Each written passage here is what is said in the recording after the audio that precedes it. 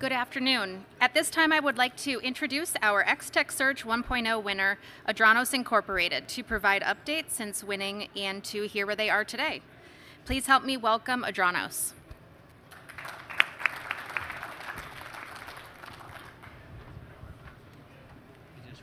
Thanks. They say I'm the only one holding up the announcement of who wins and moves the next round, but they have graciously told us that if we go over, they will extend the time. So I'll do my best to use all our time as much as we can.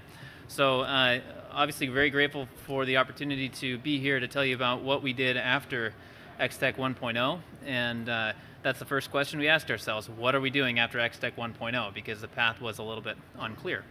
But first, we'll give you a little background about us. We are a rocket company. We build rockets, we blow stuff up, and what we've found is that these rocket scientists are just a little overrated. Their rocket fuel is corrosive and inefficient and hasn't seen innovation since the 50s.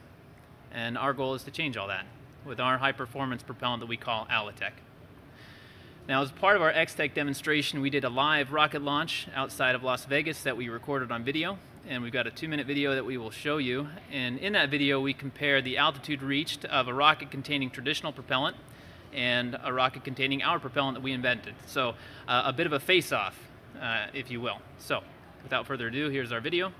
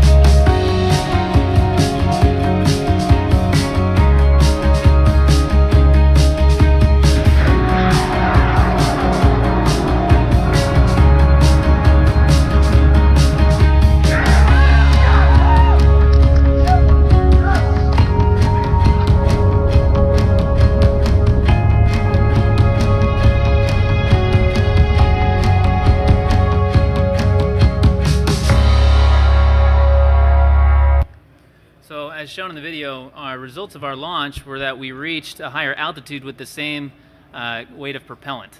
And the differential was pretty substantial. In the first launch, we reached 2 kilometers with our fuel, whereas with traditional, we reached about a kilometer and 3/4. And then we did a subsequent launch where we kind of switched the rockets so that you had apples to apples comparison, and we got even higher altitude.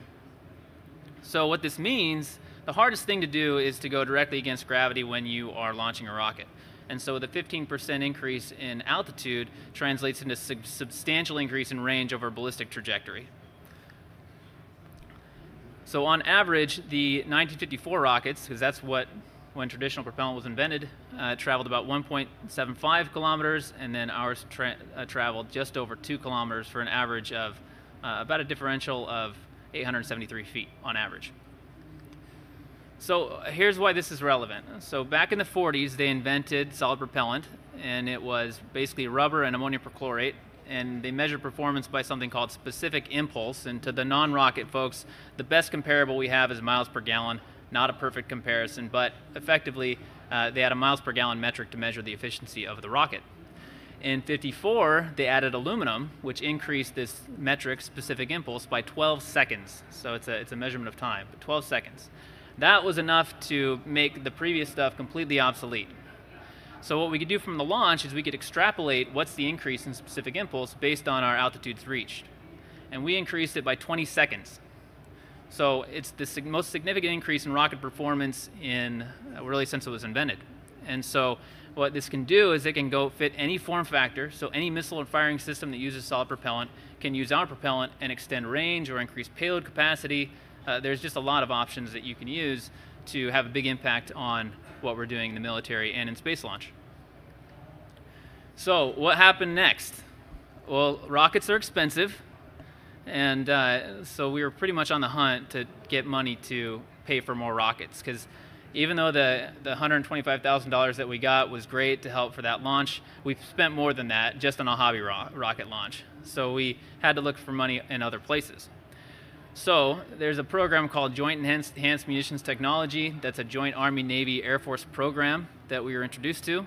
They have awarded us $2.1 million to do beyond minimum viable product, because what you saw in the launch was a minimum viable product. So these are things like, how does it age over time? You know, a lot of these scientific questions that we need to answer. Luckily, that's been funded. So the Rapid Reaction Technology Office is throwing in an additional $1 million to help us pay for a number of tests, which is great. $1 million is a lot of money to do stuff with. The Air Force has awarded us 2 SBIRs. One for any of the companies that are new. It's this open source SBIR through AFWorks. I highly recommend it. It has opened the door for us to go pitch in November to its Space Pitch Day, where we will try to get another $3 million and to do further testing. So, and we just were selected for the X-Tech Search Dual Use SBIR, where we will test our additive in a solid fuel ramjet. So we're getting both the booster side and the air breathing side we can have an impact on. 3.5 million, really all of it came together since we won X-Tech in March, and it's been a big point of validation. So anybody that can use that as a point of validation, it helped us get a lot of mileage. So we also secured the funding to build a facility, because rockets are expensive and facilities are expensive, big barrier to entry. But we've secured enough money to build a facility to do rapid R&D, which we'll start construction on in the coming months. Okay, so this is what happens really next for us, and we want to scale this stuff up. So the first step is that GEMTEP 2.1 million, aging, studies, mechanical properties, typical things like that. After that, we want to launch it in a big rocket. So a tactical platform, from a hobby rocket to a tactical platform, and we're actively working with key offices to do that. Once we had a tactical platform of a 6 or 7, then we can proliferate into actually impacting actual programs of record, which is what we all want to achieve when we're working with the government. So that is the end. So I am well under time, but I wanted to keep it open for questions, particularly of the young companies or not, or really anyone. All right, I'm going to get off the stage as fast as I can. So if nobody has a question.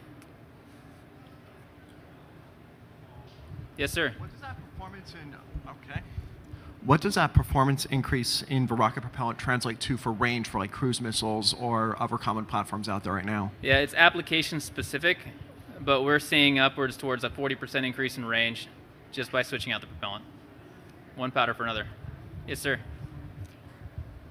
I'm just curious, after you won X-Tech Search, did you know exactly who to go talk to within the government, or were they kind of holding your hand to say, you should go talk to this person, this person, this person in this organization? Oh man, I wish that was how it worked. So I think the most difficult thing now is Army's a complex organization. Lockheed Martin's a complex organization. And when you're firing a missile, there's like 1,000 different people that are involved. And so the biggest challenge that we had was actually finding the right people within each organization. And really the best way we did that was to go to conferences and like just talk to people. We'd go to one of our best contacts. We were at an Air Force event in DC a couple weeks back, and Lockheed's tents there, and we're like, who's your missile and tactical missile guy? And they're like, well, here's this guy. And he said, no, we're actually not here. We're down at Quantico, but it's a conference is going on right now. So what we do, we hopped in our car, went down to Quantico that same day, and met the contact that we needed to get an invite to go and present to them. So it's really just bugging everybody that we know to say, who's the missile guy. And there's still groups that we haven't really gotten to, but no, we had to, these poor guys, and we've been on the road pretty much every week for the past 8 weeks to try and make some of these things happen. So, good question though. Okay, yes. Hi, following on from that question, so the X-Tech search gave you funding. Was there anything other than that came out of getting that funding, say through facilitating contacts? Because what I just heard you say, I think, was that you got the money, but then contacts were not facilitated. You've got to go out and get them yourselves. So not entirely true. So what I understood his question to be was, there's somebody holding our hand saying this is the right person, that's the right person. But the X-Tech group was who facilitated the introduction to RRTO, which is then putting up $1 million. So the specific, one of the challenges is that the groups are so complex, like even the facilitators of this don't know like who's the right guy doing X missile system. So they're going to get you to a point, but then you kind of got to take it the rest of the way.